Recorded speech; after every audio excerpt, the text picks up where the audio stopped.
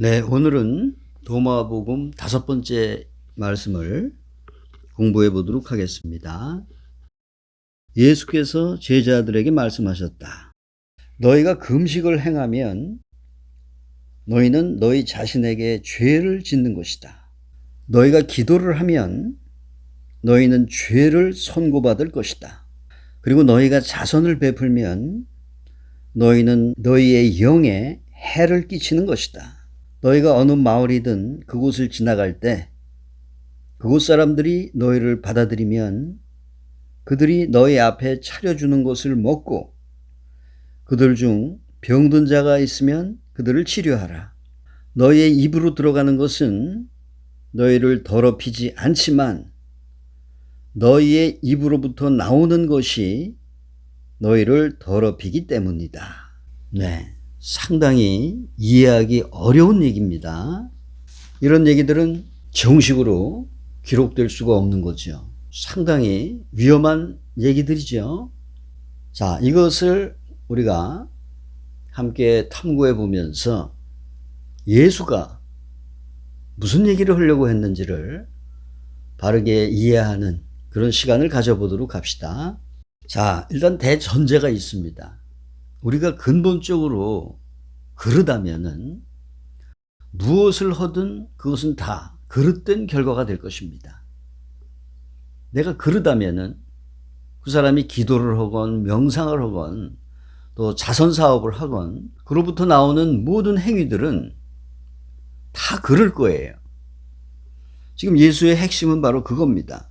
거짓 속에서 살아가는 사람은 어떤 행위를 하더라도 거짓된 것일 수밖에 없다는 겁니다. 그 사람이 기도를 한다면 이건 잘못된 이유에서겠죠. 또 그 사람이 단식을 한다면 그거 역시 그릇된 이유일 겁니다. 그렇기 때문에 어떻게 하면 올바른 존재가 되는가에 있는 것입니다. 올바른 행위가 아니에요. 존재가 그릇되다면은 절대로 거기에서 올바른 행위가 나올 수 없겠죠. 그러니까 행위가 중요한 것이 아니라 올바른 존재가 중요한 거란 말입니다. 자, 예를 들어서 도둑이 기도한다면 그것은 올바른 기도가 될 수 없겠죠. 자, 이번 집에 들어가서 많은 금품을 털도록 도와주십시오. 이번 도둑질이 성공할 수 있도록 도와주십시오. 자, 이런 기도는 올바른 기도가 될 수 없는 거죠. 그러니까 무엇을 행하느냐가 아니라 어떻게 존재하는가. 자, 행위라는 것은 외부 세계와의 관계입니다. 근데 존재라는 것은 그러한 관계에 지배받지 않는 본래의 나의 자신, 그것으로부터 일어나는 본성이란 말입니다. 자, 그 내면 깊숙한 곳에 숨어 있는 그 시면을 끌어올려야 돼요. 그러기 위해서는 그 위에 존재하는 많은 짐들을 덜어내야 하겠죠.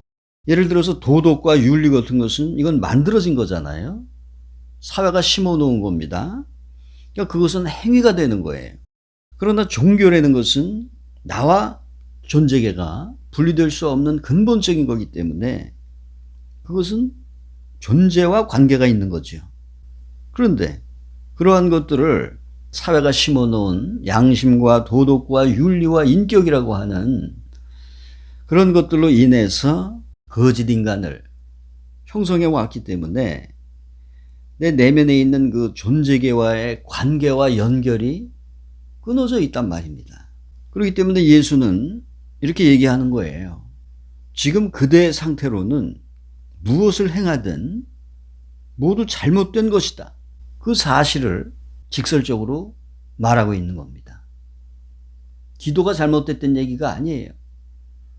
금식이 잘못됐다는 얘기가 아니라 잘못된 나의 상태로 무슨 일을 하든 그것은 잘못된 결과가 될 것이니 일단 너의 존재 자체부터 변형을 이루어야 할 것이다. 그걸 얘기하는 겁니다.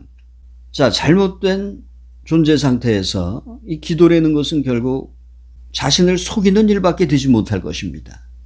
충만함이라는 본질이 거기에 없기 때문이죠.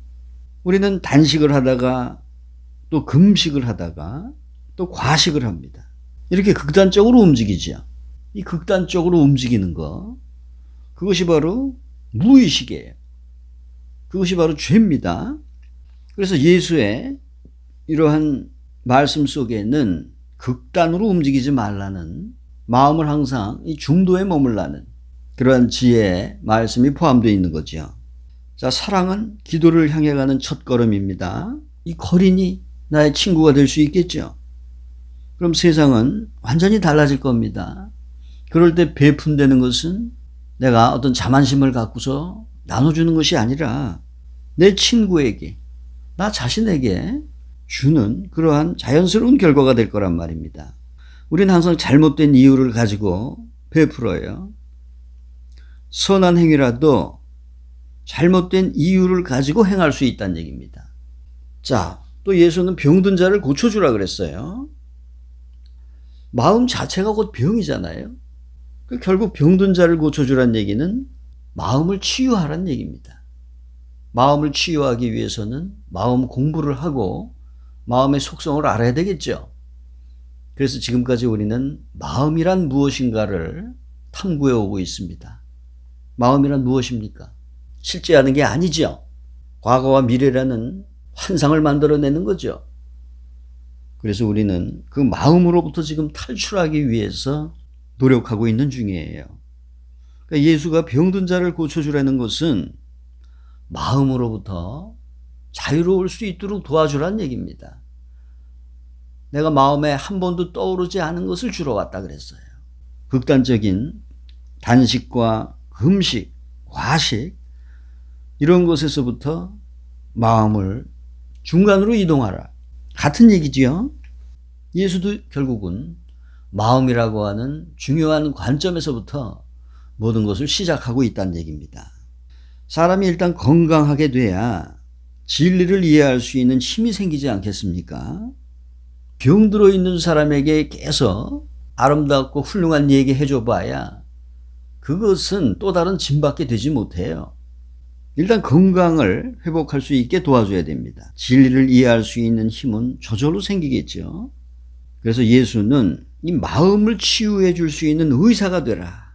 제자들에게 그렇게 가르치고 있습니다. 자, 우리가 혼돈된 이 무질서라는 것은 단순히 높은 차원의 힘이 부재하기 때문에 일어나는 거예요. 교실에서 애들이 막 떠들다가 선생님이 들어오면 조용해지죠. 그와 같은 겁니다.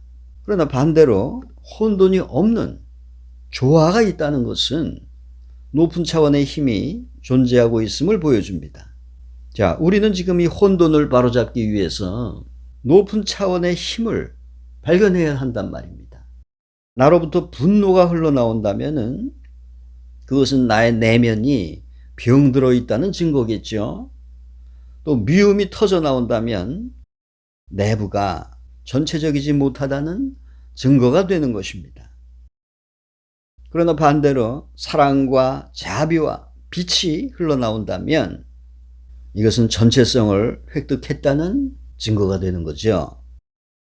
그래서 근본적으로 나의 존재가 먼저 변형이 될 때 나로부터 나오는 모든 것들은 사랑과 자비와 빛이 될 것이라는 겁니다. 내가 무엇을 하느냐가 중요한 것이 아니라 어떤 존재인가가 중요한 것이라는 거. 예수는 지금 그 고귀한 말씀을 전해주고 있는 것입니다. 예수께서 제자들에게 말씀하셨다. 너희가 금식을 행하면 너희는 너희 자신에게 죄를 짓는 것이다. 너희가 기도를 하면 너희는 죄를 선고받을 것이다. 그리고 너희가 자선을 베풀면 너희는 너희의 영에 해를 끼치는 것이다. 너희가 어느 마을이든 그곳을 지나갈 때 그곳 사람들이 너희를 받아들이면 그들이 너희 앞에 차려주는 것을 먹고 그들 중 병든 자가 있으면 그들을 치료하라. 너희의 입으로 들어가는 것은 너희를 더럽히지 않지만 너희의 입으로부터 나오는 것이 너희를 더럽히기 때문이다.